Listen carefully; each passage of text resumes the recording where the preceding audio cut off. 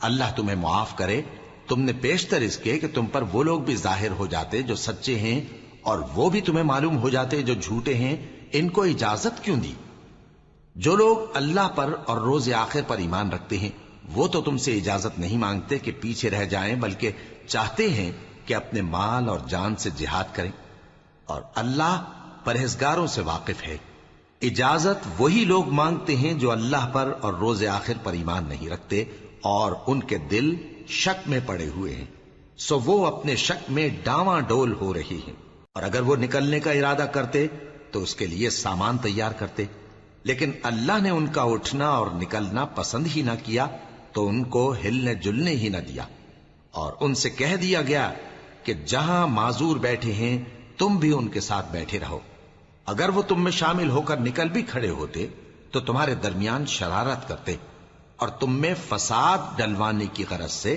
دوڑے دوڑے پھرتے، اور تم میں ان کے جاسوس بھی ہیں،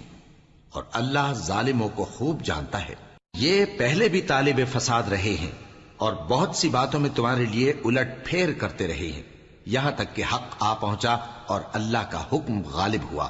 اور وہ برا مانتے ہی رہ گئے۔ اور ان میں کوئی ایسا بھی ہے جو کہتا ہے کہ مجھے تو اجازت ہی دیجئے اور آفت میں نہ ڈالیے، دیکھو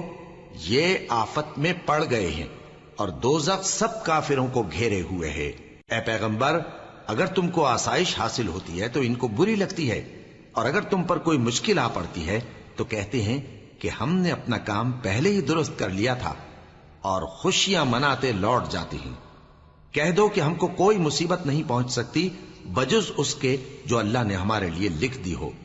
وہی ہمارا کارساز ہے، اور مومنوں کو تو اللہ ہی پر بھروسہ رکھنا چاہیے۔ کہہ دو کہ تم ہمارے حق میں دو بھلائیوں میں سے ایک کے منتظر ہو،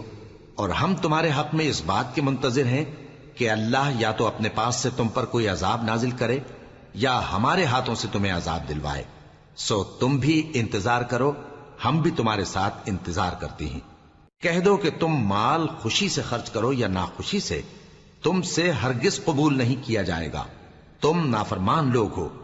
اور ان کے خرچ کیے ہوئے مالوں کے قبول ہونے سے کوئی چیز مانے نہیں ہوتی سوائے اس کے کہ انہوں نے اللہ سے اور اس کے رسول سے کفر کیا،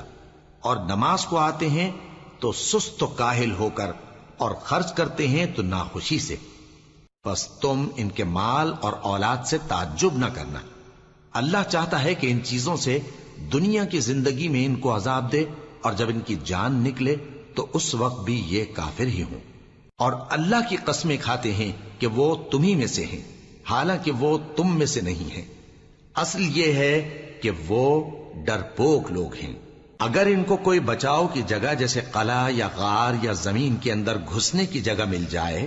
تو اسی طرف رسیاں توڑاتے ہوئے بھاگ جائیں، اور ان میں بعض ایسے بھی ہیں کہ تقسیم صدقات میں تم پر تانا زنی کرتے ہیں۔ اب اگر ان کو اس میں سے خاطر خواہ مل جائے تو خوش رہیں، اور اگر اس قدر نہ ملے تو جھٹ خفا ہو جائیں، اور اگر وہ اس پر خوش رہتے جو اللہ اور اس کے رسول نے ان کو دیا تھا، اور کہتے کہ ہمیں اللہ کافی ہے، اور اللہ اپنے فضل سے اور اس کے پیغمبر اپنی مہربانی سے ہمیں پھر دے دیں گے، اور ہمیں تو اللہ ہی کی رضا مطلوب ہے، تو ان کے حق میں بہتر ہوتا۔